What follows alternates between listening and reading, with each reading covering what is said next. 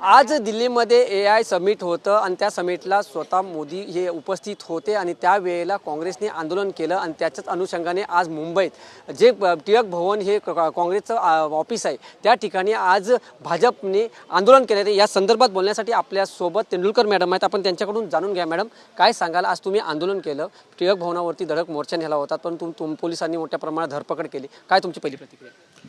आज जे काय घडलं दिल्लीमध्ये, जिथे ग्लोबल AI समिट म्हणजे विश्वातले 50 असे मोठे कंपनीज वेगवेगळ्या देशातले जे रिप्रेझेंट करत होते AIला, आणि भारताला एक आज टेक्नॉलॉजिकल हब म्हणून बघतात का? म्हणजे विश्वाला माहिती आहे भारत नुसता एक पॉप्युलेशन म्हणून बघत नाही, अति हुशार जेव्हा आपण म्हणतो सॉफ्टवेअर किंवा असं सगळे जेव्हा टेक्नॉलॉजिकल विषय येतो भारतकडे बघतात सगळे लोक।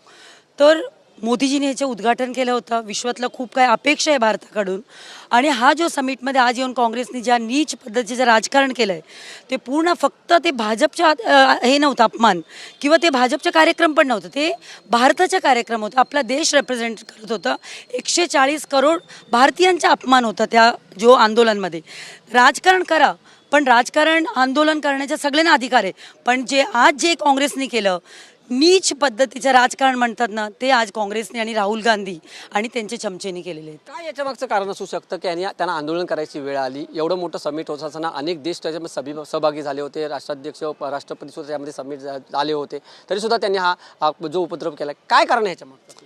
सर्वप्रथम मी काँग्रेसचे जे युवा जे आहे त्यांना सांगेल युथ विंगला की त्यांचा जो युवा अध्यक्ष आहे किंवा स्वतःला युवा म्हणतो तो थोडेच वर्षांनी आता सिनियर सिटीजन होणार आहेत, त्यांच्याकडे वर्षानुवर्ष तोच सिनियर सिटीजनच युवा अध्यक्ष आहे त्यांच्यासाठी। म्हणजे तुम्ही विचार करा काँग्रेसच्या परिस्थिती किती वाईट परिस्थिती आहे त्यांच्याकडे। ना त्यांच्याकडे नेतृत्व आहे, ना त्यांच्याकडे नेता आहे, ना त्यांच्याकडे विजन आहे।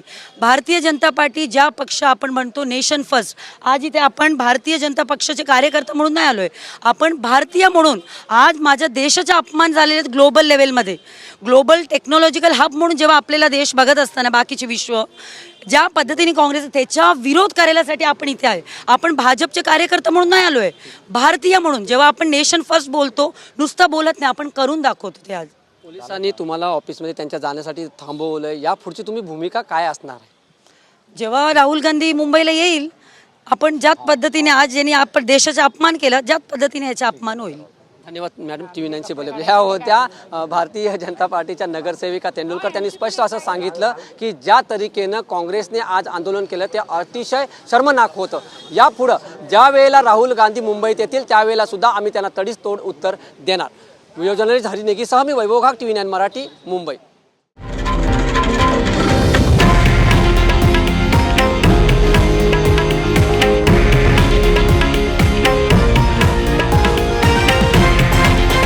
हे आहे देशातील नंबर 1 न्यूज नेटवर्क आणि आपण पाहत आहात TV 9 मराठी, एकमेव।